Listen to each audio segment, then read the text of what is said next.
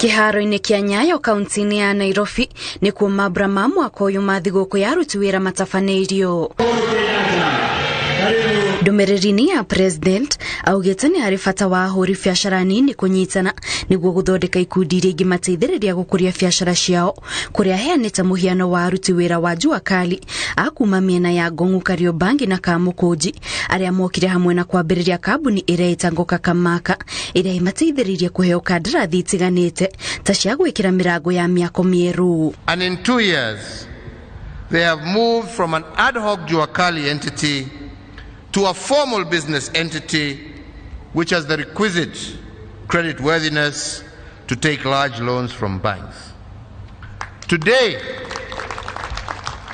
this Jua Kali group is worth over $250 million Kenya shillings because their focus was right and their understanding of where Kenya is going. Kũringana na president mũbango wa thirikari wa kazi mtaani ũrĩa wambĩrĩirio na itemi rĩa gũthondekera andũ ethĩ mĩeke ya mawĩra nĩ wahotire kũguna andũ matanyihĩire 500,000 na harĩ namba ĩyo andũ ethĩ nĩ mambĩrĩirie ikundi 266 iria ikoretwo ikĩmateithĩrĩria kũheo ngombo cia kwambĩrĩria biacara itiganĩte. They have established since then 2,113 new businesses that did not exist before COVID in agribusiness, in retail and services such as salons and barber shops across the country.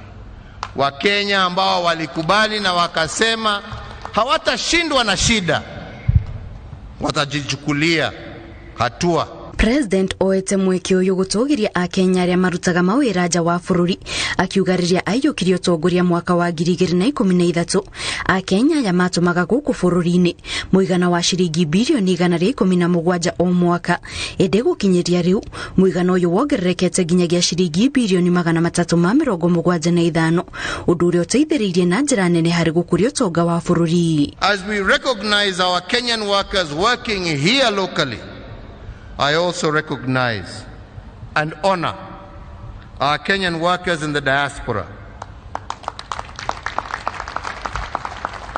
Today, ladies and gentlemen, they are one of our biggest resources as a country. Uhuru oho nĩ atarĩte a Kenya mathiĩ na mbere kwĩrutanĩria mawĩra-inĩ mao nĩguo gũtigĩra ngumo ya wĩrutanĩri wa Kenya mawĩra-inĩ no ĩrathiĩ na mbere gũtamba, akĩongerera atĩ ihinda-inĩ rĩrĩ a Kenya nĩo manyitĩrĩire gĩturwa gĩa gatatũ harĩ aruti wĩra arĩa makoragwo na kĩyo kĩnene bũrũri-inĩ wa Amerika.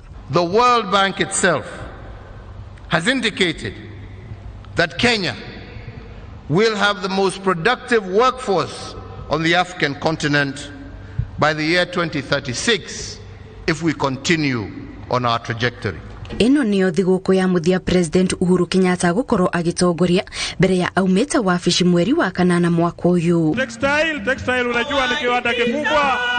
Thutha wa mateta ma ihinda rĩa mĩaka ĩrĩ ma aruti a wĩra makĩenda nyongera cia mĩcara, rĩu kĩrĩro kĩao nĩ kĩiguĩtwo nĩ thirikari na rĩu kĩrĩa gĩtigarĩte nĩ o mũndũ gũcokereria wĩra na hinya mwerũ nĩguo gũthiĩ na mbere gwaka ũtonga wa bũrũri.